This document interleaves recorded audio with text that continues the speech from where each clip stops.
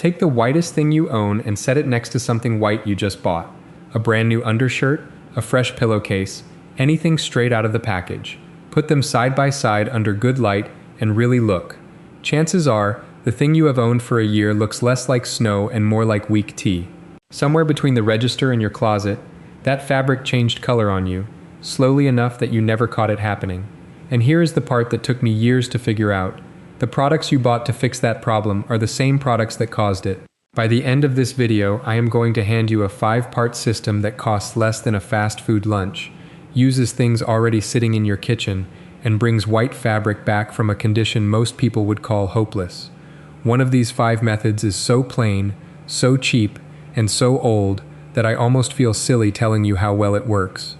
I will save that one for near the end, because once you hear the reasoning behind it, everything else in your laundry routine is going to rearrange itself. I am Mason, this is Mason Pure Cleaning, and cleaning is what I do all week, every week. I test the expensive stuff, I test the cheap stuff, and I tell you honestly which one wins. If that kind of straight answer is useful to you, the subscribe button is right there, and it genuinely helps this channel keep making these deep dives. Fair warning before we go any further, I am going to say some unflattering things about the laundry aisle, and I am going to back every one of them up. Let me start with the question underneath everything else. Why do white clothes turn yellow and gray in the first place? Because if you do not understand the cause, every fix you try is just guessing. Most households were handed one answer generations ago: bleach. When the whites go dull, pour in the chlorine. And to be fair, chlorine bleach is a remarkable chemical. If you need to sanitize a cutting board, disinfect a bathroom, or kill mold on a hard surface, very little on earth does it better. I use it for those jobs myself. But somewhere along the line, bleach got sold to us as a whitener for fabric, and that is where the trouble begins. Cotton is a plant fiber. Under a microscope, each thread is built from long chains of a natural material called cellulose. You do not need to remember the term. What you need to remember is that those chains are what give cotton its strength and its smooth surface. And a smooth, tight surface is exactly what makes white fabric look bright. Bright white is not really a color. It is light bouncing cleanly off healthy fiber. Chlorine bleach attacks those chains. It does not politely lift a stain and step aside. It breaks the cellulose down a little more with every single hot wash. The thread gets thinner, the weave loosens, the surface roughens, and rough, weakened cotton scatters light instead of reflecting it, which your eye reads as gray, dingy, tired. So that dull cast on your favorite shirt is often not dirt at all. It is damage. And when you respond to damage by pouring on more of the thing that caused it, you get a shirt that spirals downward, wash after wash, until it lands in the rag pile. The bottle never mentions that. Of course it never mentions that. But bleach is only half the story, and the other half surprised me more when I first dug into it. Modern detergents, especially the ones made for high-efficiency machines, are engineered around low water and low agitation. That is great for your utility bill. It is not great for rinsing.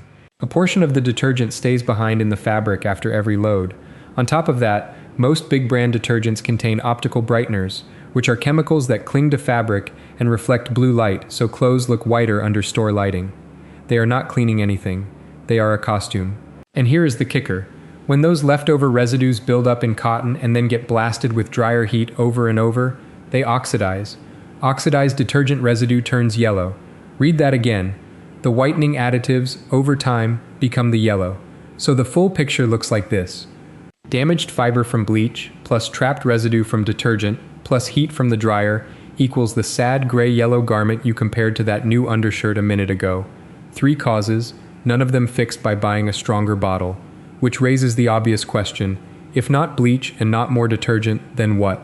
The answer is 5 specific tools, each with one specific job, and the whole kit costs somewhere around $10 to $12 total. Drop a comment and tell me which white item in your house is in the worst shape and where in the world you are watching from. I read the comments on every video, and the problems you describe down there regularly turn into future episodes. Now let me show you the first tool, because it is the one you need before a stain ever reaches the washing machine. The first 60 seconds of a stain method number 1 is plain salt, and it belongs at the scene of the crime, not in the laundry room. Here is the thing about stains that changes once you understand it. A stain is not one event, it is 2. The first event is the spill, when coffee or tomato sauce or grease lands on the fabric and sits there as a liquid. The second event is the bond, when that liquid dries and its pigments latch onto the fiber chemically. Between those two events, you have a window, usually just a few minutes, when the stain is still a visitor and not a resident. Salt is how you win inside that window. Salt is hygroscopic, which is a $5 word for a $1 idea. It pulls moisture toward itself. Pour a thick layer of coarse salt onto a fresh, wet stain, and the crystals start drinking. They draw the staining liquid up and out of the threads before it ever gets the chance to bond. You can literally watch it happen with red wine. The white crystals go pink as they lift the pigment out of the cloth. The technique matters, so let me walk you through it exactly. The moment something lands on white fabric, cover the whole spot generously with coarse salt. Table salt works in a pinch, but coarse salt absorbs faster because the bigger crystals hold more liquid. Press down gently with a clean, dry cloth. Press, do not rub. Rubbing is the instinct, and rubbing is the mistake, because it drives the stain deeper into the weave and spreads it wider. Press, lift, and let the salt sit for 5 to 10 minutes. Then brush it off and rinse the spot from the backside under cold water, pushing the remaining stain out the way it came in, rather than through the fabric. Cold water only. Heat is the great enemy at this stage. Hot water and drier heat are what lock a stain in permanently, which is why a stained garment should never see the dryer until you are certain the stain is fully gone. A container of coarse salt costs about $2. Keep one in the kitchen where spills actually happen, because the entire value of this method is speed. A stain treated in the first 2 minutes is a stain you will probably never see again. The same stain discovered 3 hours later, dried and folded into the hamper, has become a completely different and much harder problem. Now, salt handles the emergency. But what about garments that are already past the emergency stage, already dull, already carrying that gray film? For those, we go one level deeper. Method number 2 is the hot baking soda soak, and this is the workhorse of the whole system. Baking soda is sodium bicarbonate, and when you dissolve it in water, it raises the pH, making the water mildly alkaline. Alkaline water is dramatically better than plain water at breaking apart grease, body oils, and organic grime, which is precisely the stuff that dulls white fabric. And unlike bleach, it does this without attacking the cellulose. It loosens the dirt's grip on the fiber and leaves the fiber itself alone. Here is the full procedure. Fill a clean sink or basin with the hottest water your tap will produce, which in most homes lands around 120 to 130 degrees Fahrenheit, hot enough to put off a little steam. Stir in half a cup of baking soda until it dissolves completely. Submerge the garment and press it down so every inch is saturated. Then walk away. 1 hour minimum for a garment that is mildly dull, 3 hours for serious yellowing.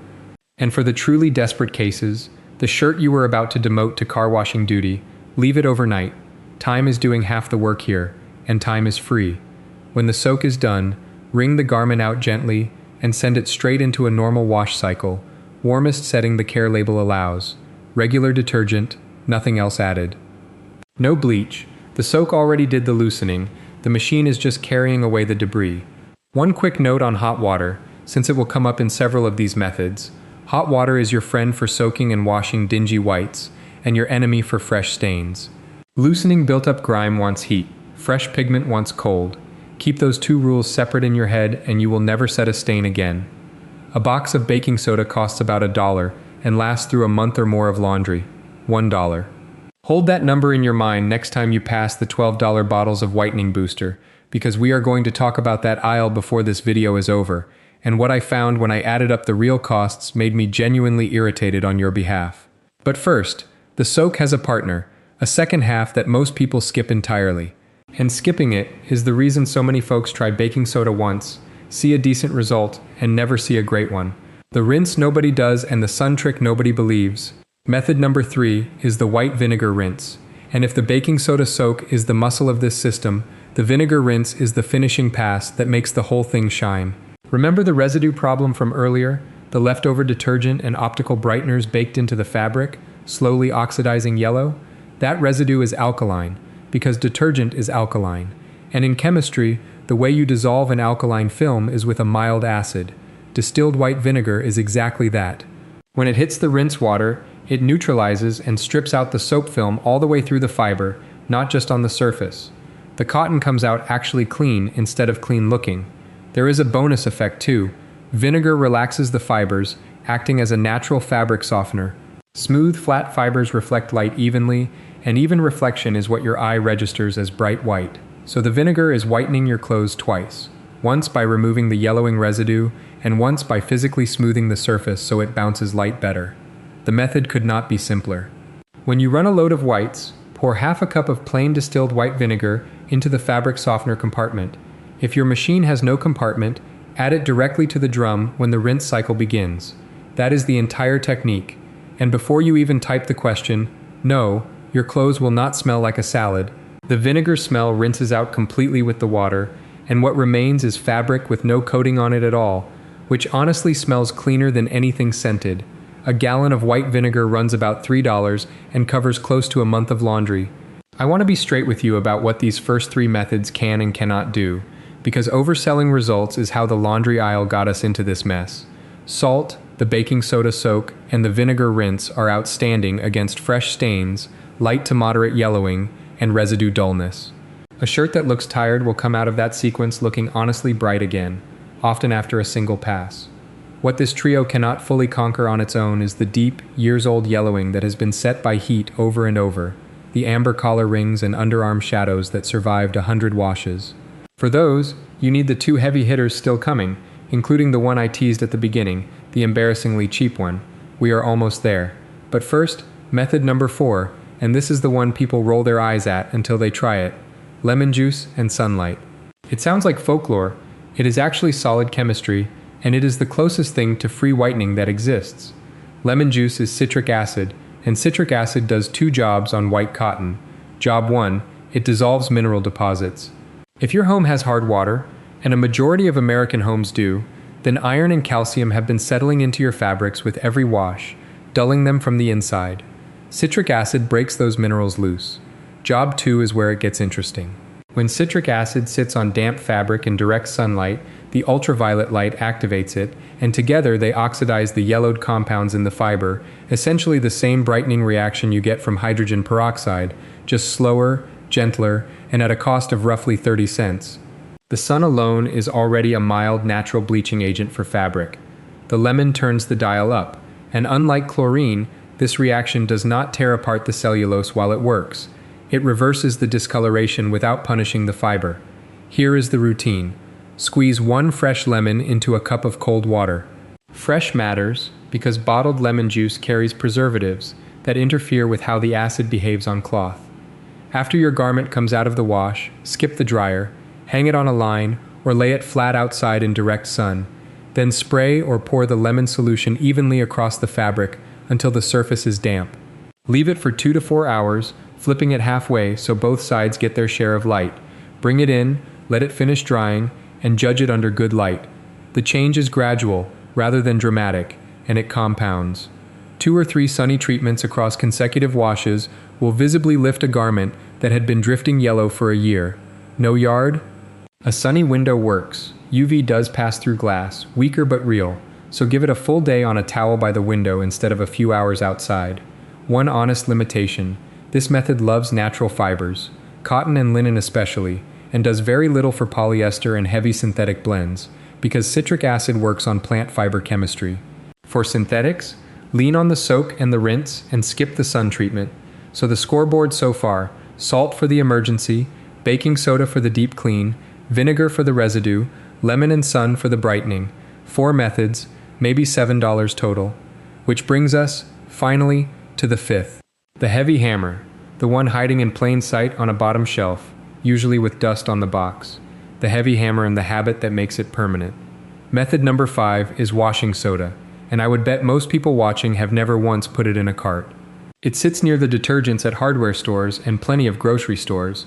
A plain cardboard box, $3 to $5, usually made by Arm & Hammer. It looks almost identical to baking soda. It is not baking soda. Baking soda is sodium bicarbonate. Washing soda is sodium carbonate, a different compound with a much higher pH, which means far stronger alkalinity.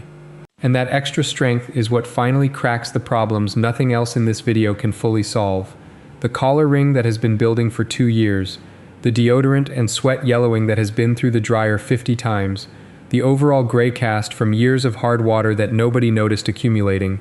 Because it is stronger, the rules change. Do not use washing soda as a long soak the way you would baking soda.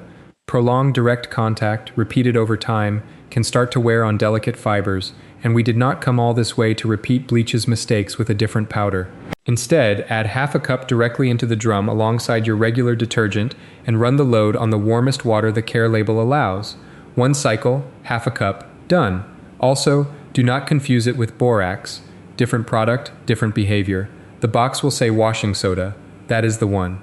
And for the worst cases, the garments you had mentally written off, here is the full rescue sequence. The complete system firing at once. Hot baking soda soak for 1 to 3 hours. Then a wash cycle with half a cup of washing soda in the drum and half a cup of vinegar in the rinse. Then out to the line with the lemon treatment in full sun. Run that sequence across 2 or 3 consecutive wash days, and you will bring back whites that most people would have already turned into cleaning rags. I have watched it happen with a dress shirt that had gone the color of old parchment at the collar, and by the third pass I was checking the label to convince myself it was the same shirt. Now let me connect this to the bigger picture, because the money side of this deserves a moment. The average American family spends somewhere between $200 and $400 a year on laundry products. Detergents, boosters, pens, sprays, pods, brighteners, softeners, sheets, and the whites still go gray. That is not a conspiracy, and I want to be careful about that, because the truth is less dramatic and more uncomfortable. Those companies are not scheming against you in a boardroom. They are simply optimizing for what sells, and what sells is the feeling of a new solution. You cannot trademark sodium carbonate. You cannot build a television campaign around half a cup of vinegar and an afternoon of sunshine. The old methods have no margin in them, so nobody spends a dime reminding you they exist. Meanwhile, a customer whose shirts keep yellowing and wearing out is a customer who keeps buying, both products and replacement shirts. A person who can rescue a garment with $1 of baking soda and a lemon buys less of everything. That person is hard to sell to, which, if you think about it, is a quiet kind of freedom, and it costs about $12 to buy your way in. So here is how you make it permanent, because knowing 5 methods is trivia, and building them into a habit is the actual win. Your weekly baseline. Every load of whites gets half a cup of baking soda in the wash, and half a cup of vinegar in the rinse. Every time, no exceptions. Those 2 additions alone prevent residue from ever accumulating, which means the yellowing never gets a foothold. Once a month, or whenever a garment starts looking less than crisp, give it the full hot soak before washing, and if the sun cooperates, the lemon treatment after. 2 or 3 times a year, or when something has gone deeply yellow, bring out the washing soda for a single strong cycle, and the salt lives in the kitchen, always visible, always within reach of the next spill, because the 2-minute stain is the easy stain. Your shopping list this week: baking soda, white vinegar, coarse salt, 1 lemon, 1 box of washing soda, $10 to $12, and most of it you may already own. Run the baseline on your very next white load and compare the results against that new undershirt from the beginning of this video. Then come tell me about it in the comments. If you have a white garment you assumed was beyond saving, describe it, tell me what you already tried on it, and let me know where you are watching from. Those comments genuinely steer what I cover next. And speaking of next, everything you learned here connects directly to another build-up problem hiding in your laundry, that musty smell that settles into towels and bed linens and refuses to leave no matter how much detergent you throw at it. Same root cause, same category of cheap fix, and the details are coming in an upcoming video, so if you are not subscribed yet, this is a good moment. Good fabric, cared for the right way, lasts decades. A white shirt washed with patience and plain ingredients will outlive a dozen shirts that went through the bleach cycle until nothing was left of them. Keep what you have, keep it white, and keep it out of the rag pile, because now you know exactly how.